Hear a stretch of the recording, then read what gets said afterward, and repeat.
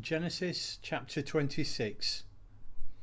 There was a famine in the land, as bad as the famine during the time of Abraham, and Isaac went down to Abimelech, king of the Philistines, in Gerar. God appeared to him and said, "Don't go down to Egypt. Stay where I tell you. Stay here in this land, and I'll be with you and bless you. I'm giving you and your children all these lands, fulfilling the oath I swore to your father Abraham. I'll make your descendants as many as the stars in the sky and give them all these lands. All the nations of the earth will get a blessing for themselves through your descendants. And why? Because Abraham obeyed my summons and kept my charge, my commands, my guidelines, my teachings." So Isaac stayed put in Gerar. The men of the place questioned him about his wife. He said, "She's my sister." He was afraid to say she's my wife. He was thinking, these men might kill me to get Rebekah. She's so beautiful. One day, after they had been there quite a long time, Abimelech, king of the Philistines, looked out his window and saw Isaac fondling his wife Rebekah. Abimelech sent for Isaac and said, "So, she's your wife. Why did you tell us she's my sister?" Isaac said, "Because I thought I might get killed by someone who wanted her." Abimelech said, "But think of what you might have done to us. Given a little more time, one of the men might have slept with your wife. You would have been responding for bringing guilt down on us." Then Abimelech gave orders to his people, "Anyone who so much as lays a hand on this man or his wife dies." Isaac planted crops in the land and took a huge harvest. God blessed him.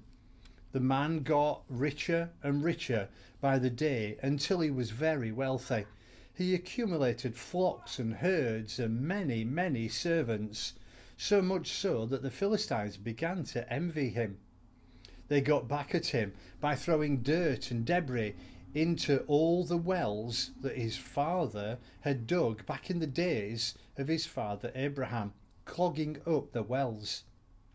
Finally, Abimelech told Isaac, "Leave, you're becoming far too big for us." So Isaac left. He camped in the valley of Gerar and settled down there. Isaac dug again the wells which were dug in the days of his father Abraham, but had been clogged up by the Philistines after Abraham's death, and he renamed them using the original names his father had given them. One day, as Isaac's servants were digging in the valley, they came on a well of spring water. The shepherds of Gerar quarreled with Isaac's shepherds, claiming, "This water is ours."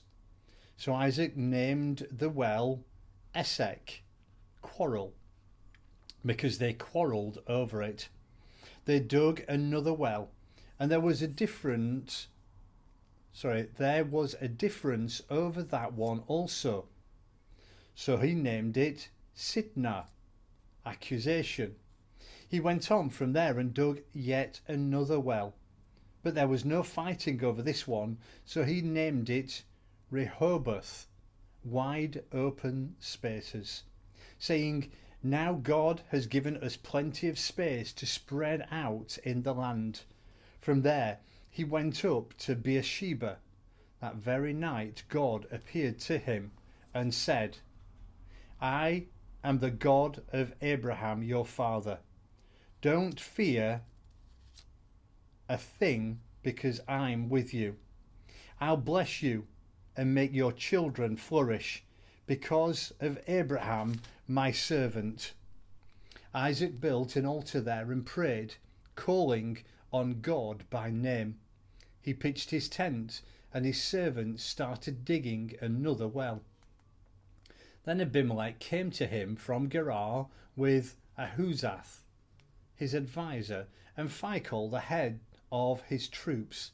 Isaac asked, "Why did you come to me? You hate me. You threw me out of your country." They said, "We've realized that God is on your side. We'd like to make a deal between us, a covenant that we maintain friendly relations. We haven't bothered you in the past. We treated you kindly and let you leave us in peace. So, God's blessing be with you." Isaac laid out a feast, and they ate and drank together. Early in the morning, they exchanged oaths.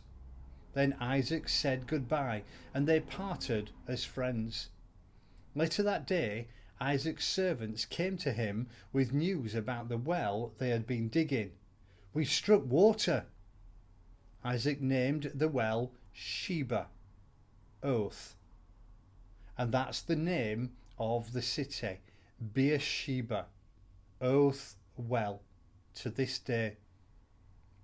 When Esau was 40 years old, he married Judith, daughter of Beeri the Hittite, and Basemath, daughter of Elon the Hittite.